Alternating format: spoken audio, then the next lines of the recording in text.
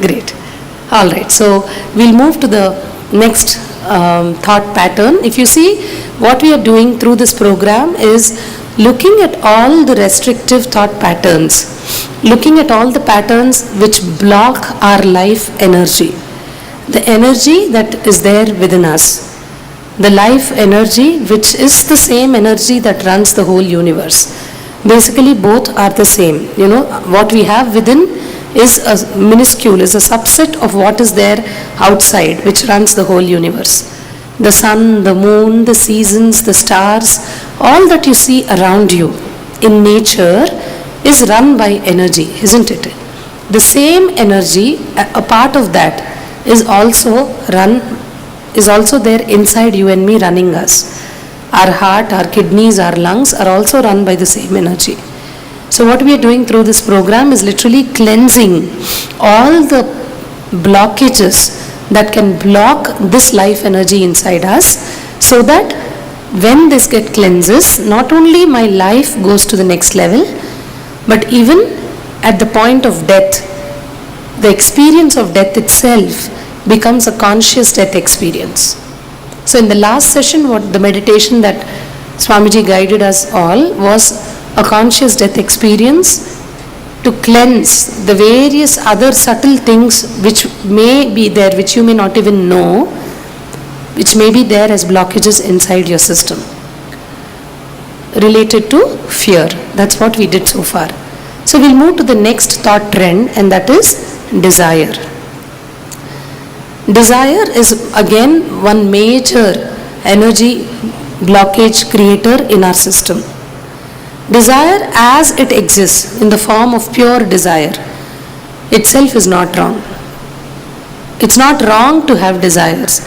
However, the relationship you share with your desires, that decides whether your desire is suffering or not suffering. Something which can cause suffering to you or something which will not cause suffering to you. That is decided by what? Decided by the relationship you share with your desire. Whenever you are not integrated with the desires you have in your life, whenever you are not authentic with your desires, and of course whenever you are not responsible, then desire becomes one of the root sufferings that we have in our life. Desire, basically, Swamiji very beautifully explains, is looking at something else, always thinking the grass is greener on the other side. When you're looking at life, outside of you, out there, you think is more better than here where I am. Usually that's how we live our life, isn't it? Whenever I look at something which I think is not me, for us there are only two categories that exist. One is me, one is not me. Correct? There is something called me. That could be your body, your own finances, your family, all that you can say as me. And there is rest of the world which is a not me category. And most often human beings look at something out there and say, oh, that is better off. That's much better than me. And that only, in other words, becomes desire or greed. Again, most of the time, our relationship with desire is often inauthentic. Many times, if you look at your life, the various desires you have, the various things you think you want in your life are most often very inauthentic in nature. Very beautifully, Ramana Maharshi says, in the planet, we have all the resources that can actually fulfill the need of of any number of people on the planet. But all the energy, all the resources of the planet can never ever satisfy the wants, the desires of one single human being.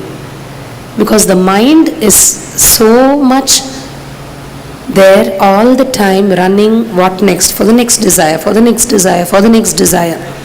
Many a times we are running behind so many things which we don't need. We just want out of some fantasy, out of some imagination, out of something we think is what we need, out of looking at others and comparing with others, out of fear, out of insecurity. So many of our desires are guided by low energy emotions. Most of the time, if you look at your desires, they'll be because of one of these, either out of fear or out of greed or out of Some anger somebody else has, so I should have it. One of these usually.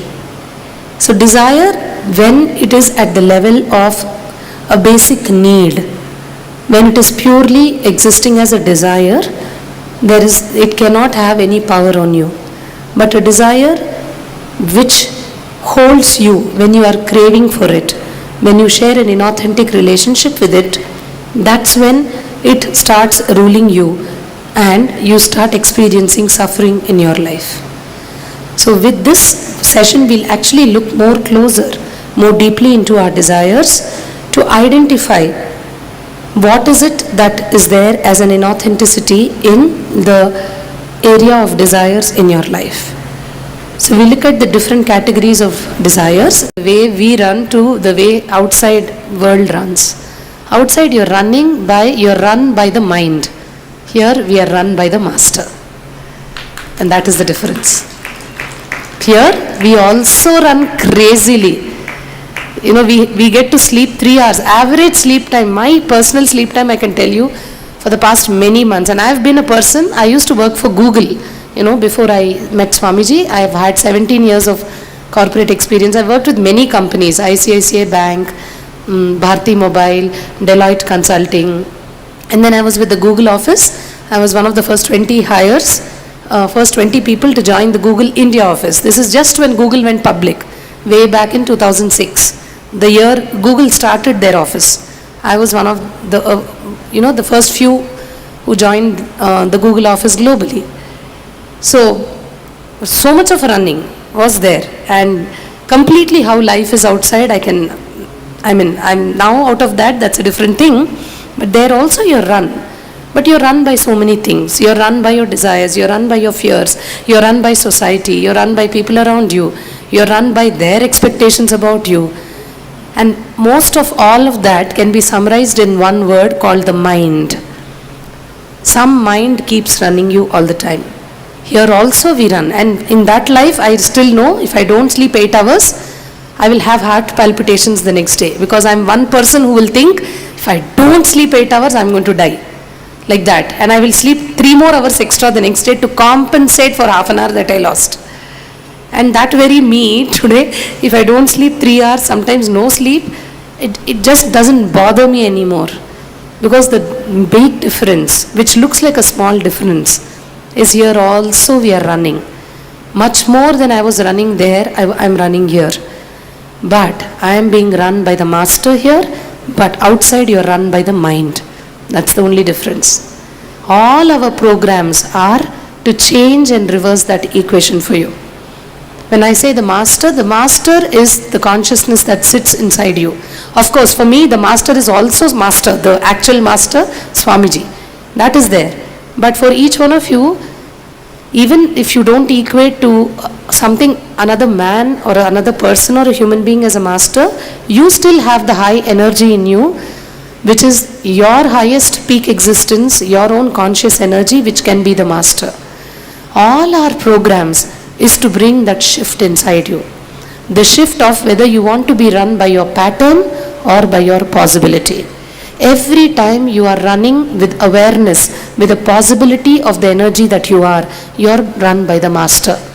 Every time you're run by a pattern, by an incompletion, you are run by the mind.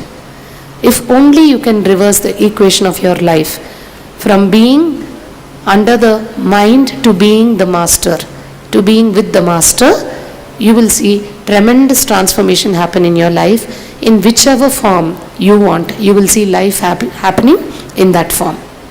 So what we'll do now is look at all the desires that we have in our life. That all those desires can be categorized broadly in only 3 ways. Any desire, when you make a list of desires, you will have desires which are fulfilled, means you've achieved those desires.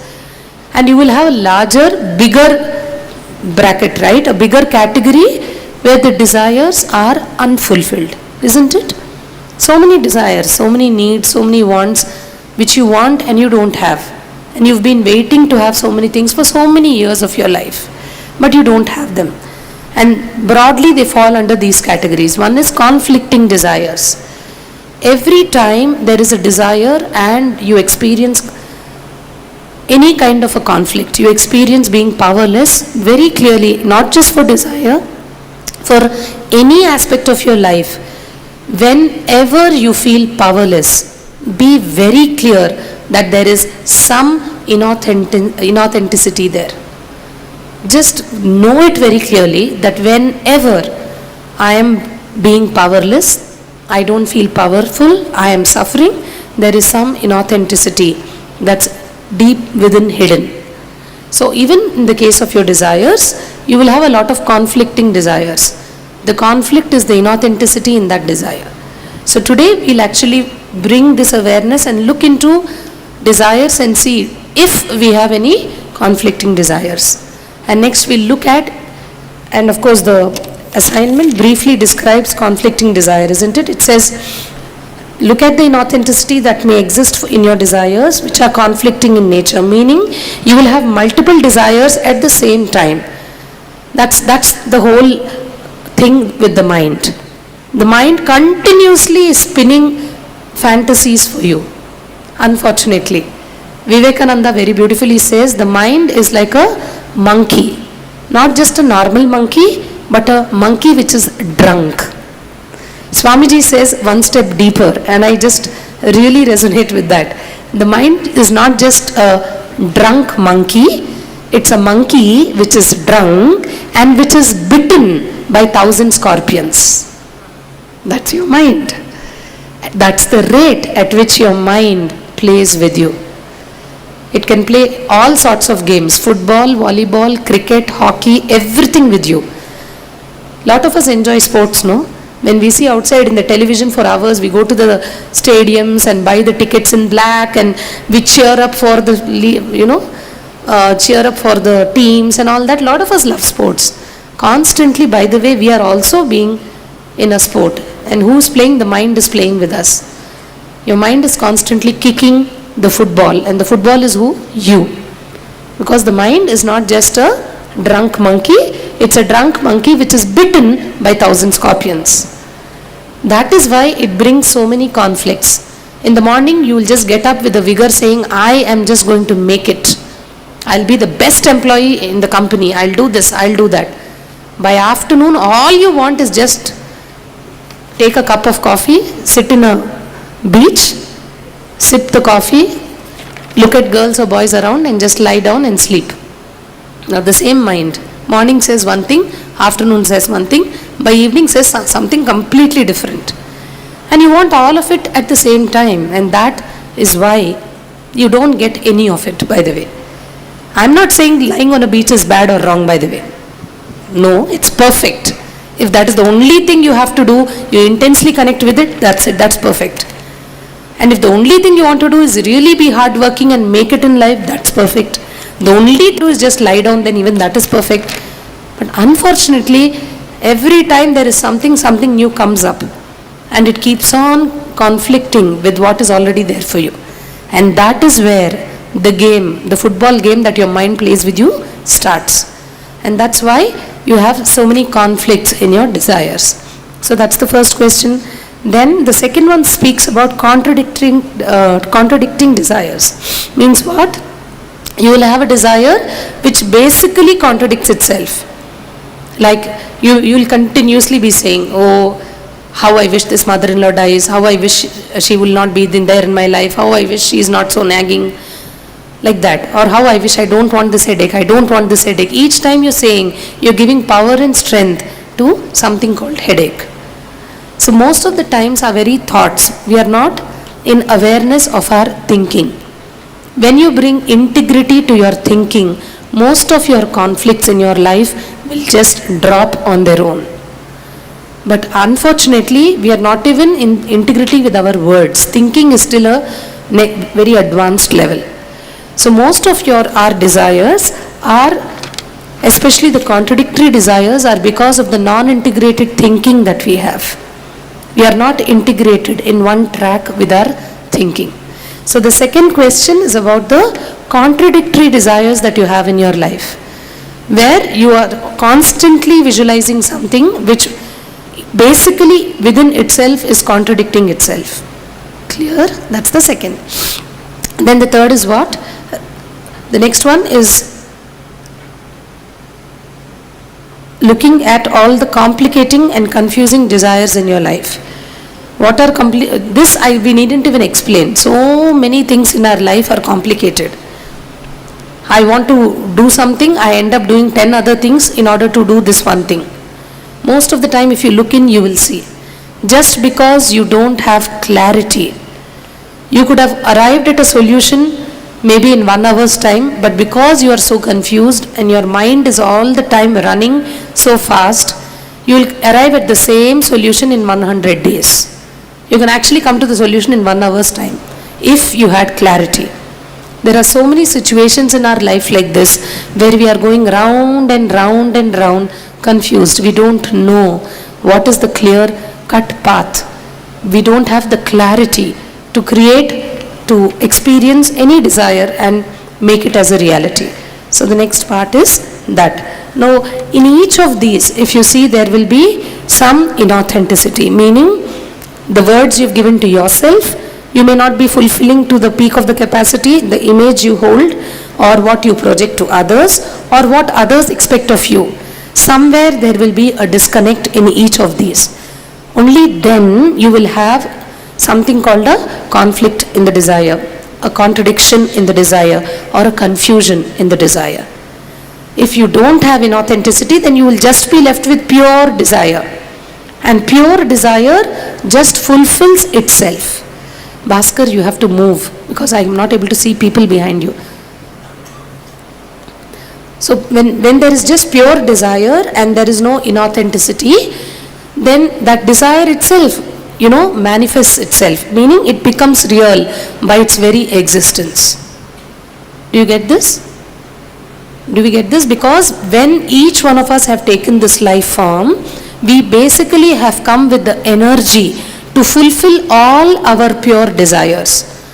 All your pure desires don't need any struggle. You don't need to struggle for a desire which is authentic, which is from an integrated, authentic and responsible space. You just don't need to struggle. But if the space is not there, you really have to struggle. Even for a small thing like breathing, you will have to struggle.